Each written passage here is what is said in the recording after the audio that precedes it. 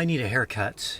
This mop is getting long and unruly, and I'm kind of living on a meager amount of water, and every morning I need to use more and more water to wash my hair, and it's not the way to go. So I think I'm gonna finally stop putting it off and cut my hair today.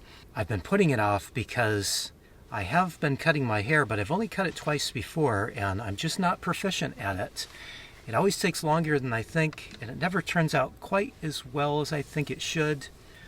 But having a somewhat so-so haircut is better than having longer hair, at least in my situation. So I'm gonna eat my little lunch here. I made some breakfast tacos. These are just some corn tortillas with some eggs in them and some feta cheese and a little bit of Yellowbird hot sauce, Serrano hot sauce, my favorite. So I'm going to eat these and then set up my shower tent and tackle this mess.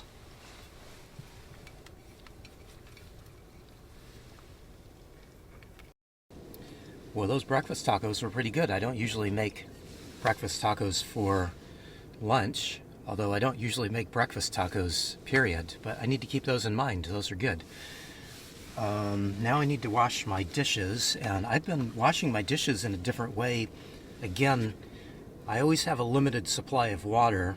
I think I can hold about 16 to 18 gallons all together if I fill everything up, all of my jugs, fill them right up to the brim.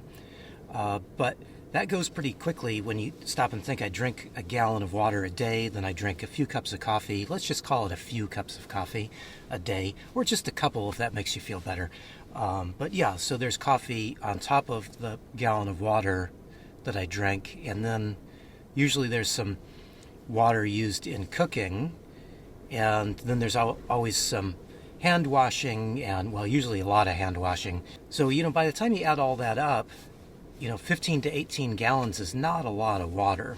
So I've switched to using vinegar, and I use a little spray bottle for that. And I bought a couple of spray bottles at Home Depot, and they just don't seem to last. So I started using this little spray bottle from a company called BioClean. This is usually for pet odor deodorizing, and it works really well for that, but I actually just bought it mostly because I wanted the bottle.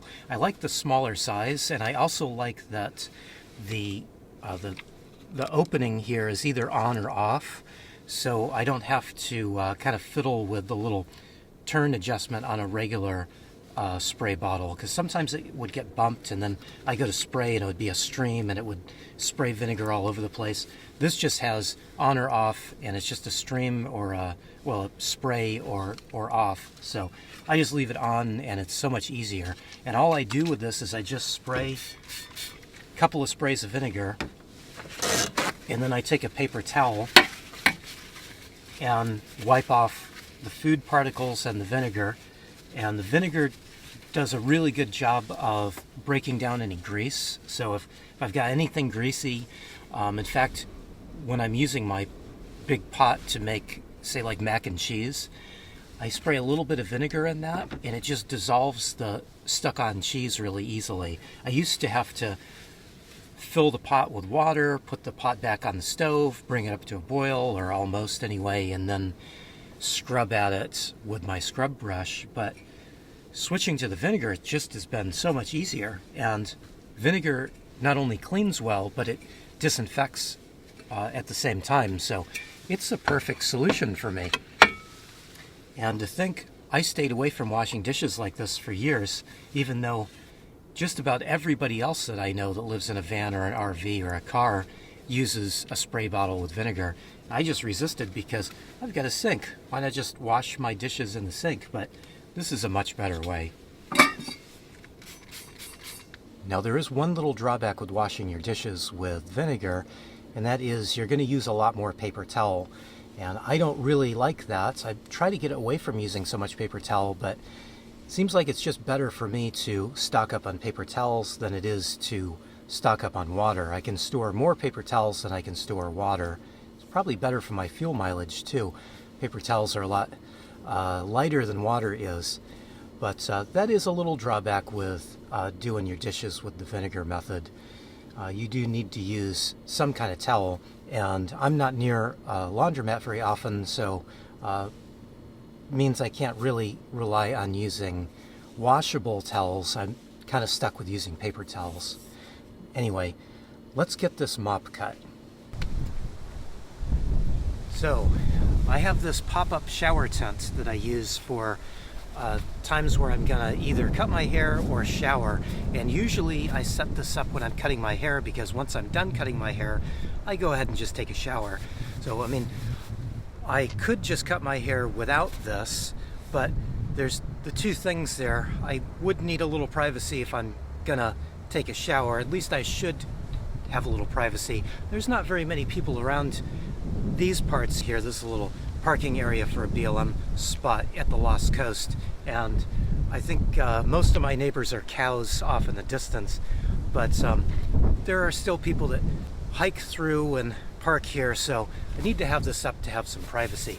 But the other thing is, I really do believe in a kind of leave no trace policy, so when I do cut my hair, I like to be inside the shower tent, because that will keep the hair clippings in one spot. Then I can sweep them up and toss them away instead of just letting them scatter in the breeze. But talking about the breeze, that may be an issue with this, because these are such floppy tents and they're so narrow and tall that they don't do too well if it's breezy or windy, like it is here today. So I may have to get some bungee cords out and try to get this secured as best I can. We'll see how this goes. But this is the trouble that we have to deal with. But it's okay, because I don't charge myself for cutting my own hair. So it's a good trade-off.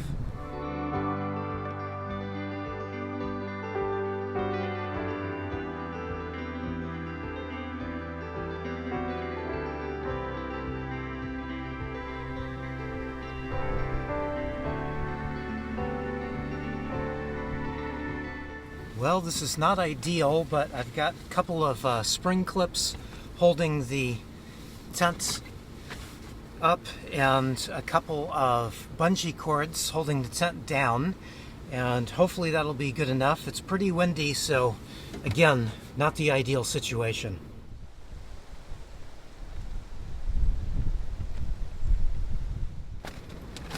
This may not be the best day to do this. Well, it may not be the best day to have my shower tent set up. Pretty windy. We'll see. Hopefully those bungee cords hold. Anyway, I'm just going to go with it, because I am tired of my long hair, so it'll be worth it to get my hair cut. So I'm just going to set up my kit here. I bought a wall haircutting kit at a Fred Meyer, so Kroger grocery store chain, a couple of years back, and it came in a big carrying case, big plastic carrying case. I got rid of that, and I'm just using a little dop bag or something. Is that what they're called? Yeah, just a little bag I put this in. But I picked these specifically because of the way the clips are made. So it comes with a bunch of little combs to control how much hair you're cutting off, and I find that I start usually with a longer comb and then work my way down to the shorter and shorter ones, but this is one of the shorter ones. But the thing I like about these little combs is they have a metal clip on them, and most of the other ones had plastic clips, and I just didn't think plastic would hold up for very long, so I went with this one because it's metal. Now, I haven't used it much. Like I said before, this will be my third time cutting my own hair, but seems like this is a good set, and it gives you lots of little combs, and it also came with a bib to put on, so it's almost like a whole professional setup, although I don't think a professional would be happy with this necessarily, but I'm happy with it. And I've been powering this on my little Rockpals 300. This is just a little tiny portable power supply, but it does have an inverter, and that's useful for me because I don't have another inverter in my van setup. So I have this. I can plug my clippers in, and let's get to doing this and see if I can't make myself feel a little bit better. Okay, I've got my bib on. I've got my clippers oiled and ready to go. I've got my second mirror hung up. I've got another mirror on this side, and I'm ready to go.